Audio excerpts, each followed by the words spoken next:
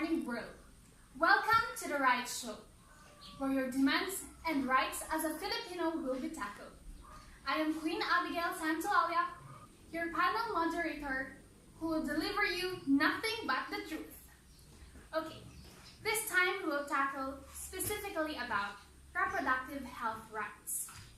You know what, my dearest audience?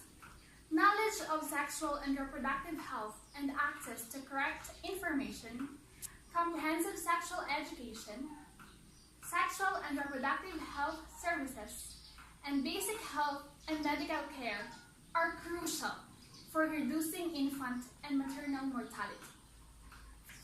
For more relevant information, let us all welcome Dr. Jenilyn Jagarap from the Medical City.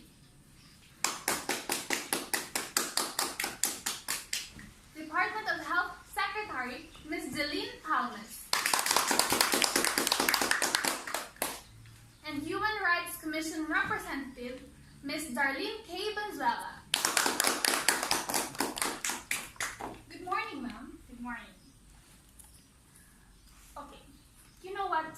Some thinks that reproductive health rights are just for those who are seeking to have children, but is it really necessary for them?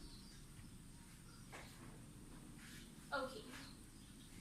May we ask these ladies here in front, what for is the reproductive health rights? And who are the persons who will benefit from these rights? Ms. Jeline? Reproductive health rights is the basic human rights to health as well as to reproductive choices. If we are talking about reproductive health rights, then we are talking about family planning, contraceptives, and sex education. How about you, Ms. Darlene? You see, this doesn't just concern married couples, but especially young girls because they will be the ones to undergo menstruation during puberty and being pregnant for 9 months. And it's important to educate these young girls about contraceptives and even family planning. For young adult women to provide them correct information and knowledge about the rights to reproductive health services and basic health and medical care, especially on being aware of the significance of application of contraceptives, making them safe from sexually transmitted infections, HIV, AIDS, unwanted pregnancies, and even sexual abuse. Is there any particular law or act regarding this right? Yes, the Responsible Parenthood and Reproductive Health Act of 2012, or Republic Act number 10354, informally known as the RHA, is a law in the Philippines which guarantees universal access to methods of contraception, fertility, control, sexual education, and maternal care.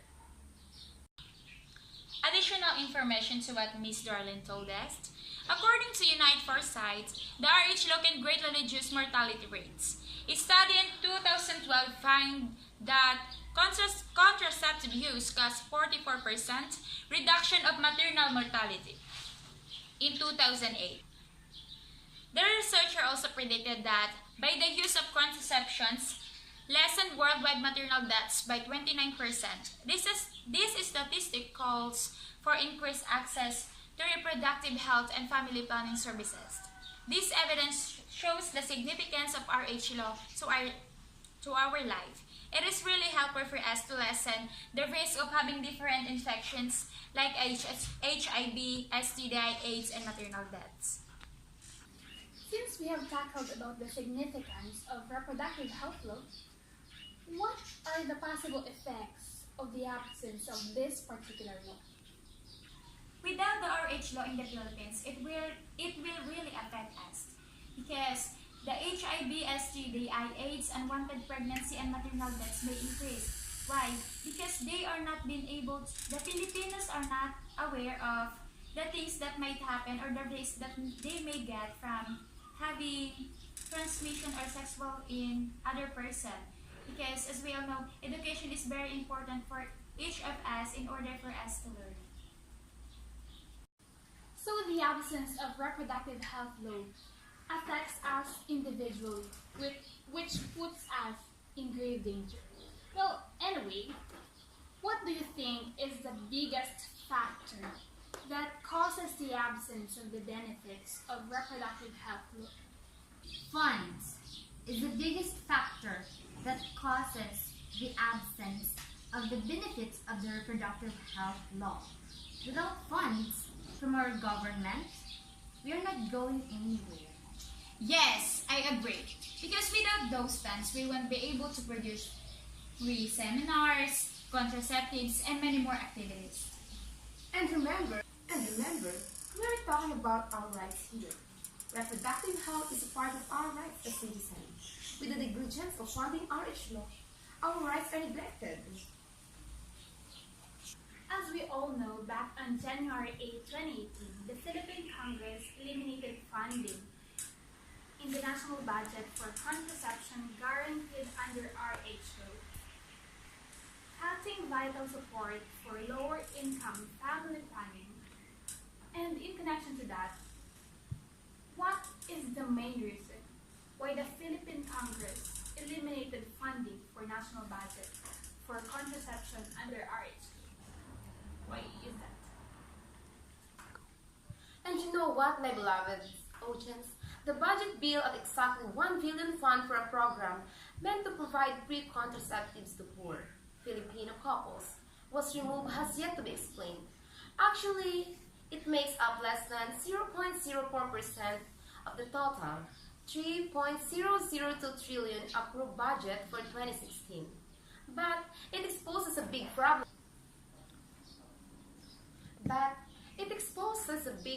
In the lawmaking in the Philippines. Key decisions are made behind closed doors, not in open plenary and opened by a very few people.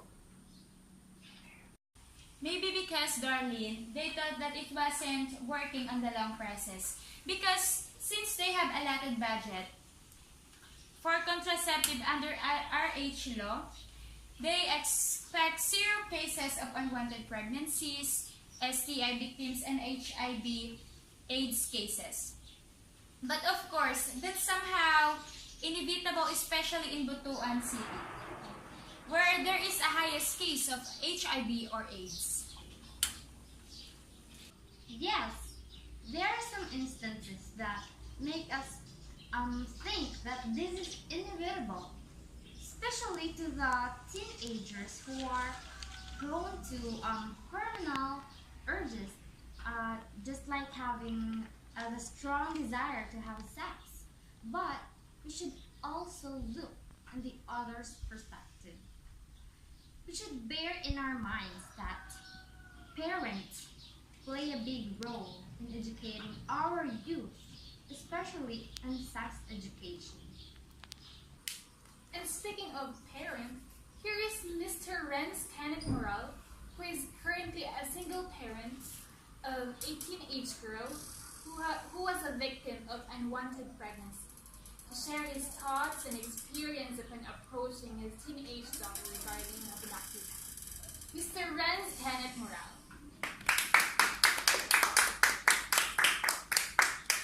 It's a great pleasure, Mr. Moral. Hello. Hello, welcome to the show. Hello ma'am, thank you.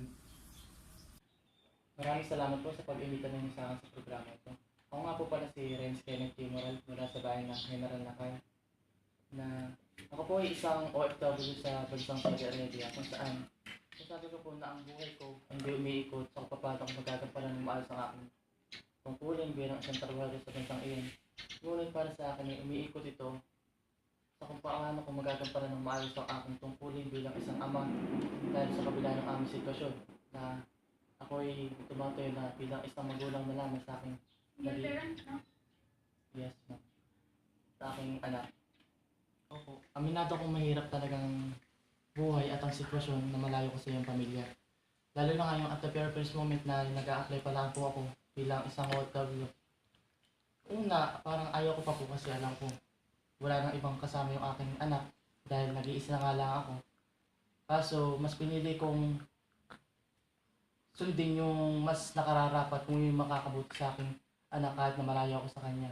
At alam ko naman na kailangan din niya ako para sa paglaki niya, yung masubaybay na paglaki niya, maituro ko yung magagandang asal na dapat niyang gawin para maging mas makabulot yung kanyang buhay. Dumating po yung point na nabalita ko na nga na sa isa sa aking pamilya na hindi lang po na inaayos na nagluloko na nga po yung anak ko at kung ano lang pinagagawa sa school. Ang lahat, ang buong akala ko, nagpapakain sa sarili niya, ginagawa niya yung tama, kasi parang bilang pasasalamat sa mga paghihirap ko sa ibang bansa. Pero, nado na kasi, kaya wala na akong magagawa. Kundi tanggapin na lang. Tapos, yun na nga po. Hanggang sa, magkakasama na kami, tapos, imbis na magalit ako, mas kinuha ko na lang pong maayos at kung paano ko mabibigay yung mga pagkukulang ko sa kanya. Maraming salamat nga po pala sa programa ito dahil sa nabibigyan nating informasyon yung mga kabataan para sa mga dapat nilang gawin. Tapos nabibigyan ng informasyon din yung mga magulang kung ano yung mga dapat nilang gawin para sa magandang pagpapalaki sa kanilang anak. For a very inspiring and touching story that you have shared to us. Salamat sa binahagi mo sa amin. For sure, madami ang na-inspire at madaming natuto sa storya mo at sa storya ng anak mo. Ngayon naman ay makakapanayam natin ang mga audience. Sila ay mga students from Northern Quezon College. Good morning. My question is for Miss Darlene. Is reproductive health law applicable to everyone? Miss Darlene? Okay, Miss Yen, for your wonderful question. RH law is applicable to everyone, especially to the young couples because they are seeking to have a children. Another question will be coming from Miss Hilmarin Vargas. For you, Dr. Jeneline, ano yung binibigay mong payo sa mga maagang nabubuntis na nagpapacheck up sa iyo? Napaka-ganda ng iyong katanungan, Binibining Vargas. Tuwing ako'y makakakita o makakasalamuhan ng mga pasyente na kung saan sila ay biktima ng unwanted pregnancy, ay binibigyan ko silang payo na umattend sila ng mga free seminar para sa family planning kung saan para ma-educate sila kung anong dapat nilang gawin, paano nila maaalagaan at mapapalaki ng maayos ang kanilang mga anak. At sinasabihan ko rin na kung sila ay magkakaanak man ng babae ay o kaya ay lalaki, kahit lalaki ay payuhan nilang kung hindi makapagpigil ay gumamit ng mga contraceptives.